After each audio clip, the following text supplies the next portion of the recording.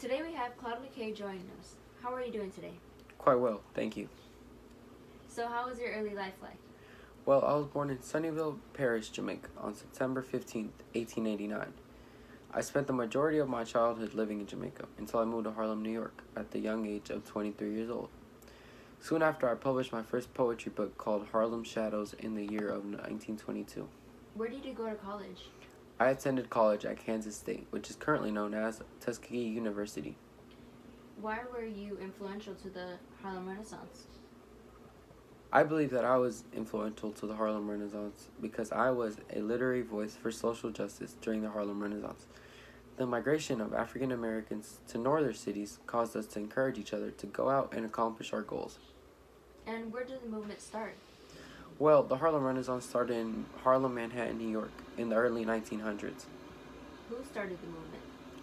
Langston Hughes was the most prolific writer of the Harlem Renaissance along my side. So technically, we are both credited for the start of the Harlem Renaissance. How does the Harlem Renaissance influence today's society? Well, the Harlem Renaissance helped redefine the way that African Americans were viewed and understood by Americans over our African American culture. It also influenced the music that we listen to today from the categories of rap and hip hop. Do you think you could read one of your famous poems?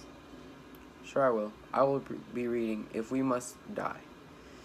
If we must die, let it not be like hogs, hunted and peened in an inglorious spot, while around us bark the mad and hungry dogs, making their mock at our accursed lot. If we must die, oh let us nobly die, so that our precious blood may not be shed in vain, that even the monsters we defy shall be constrained to honor us, thou death. O kinsman, we must meet the common foe. Though far outnumbered, let us show us brave, and for their 1,000 blows, yield a one death blow. What though before us lies the open grave? Like men, we'll face the murderous, cowardly pack, pressed to the wall, dying but fighting back. Great reading material, Mr. McKay. It was a great pleasure to have you come and talk with us. We hope nothing but the best for you.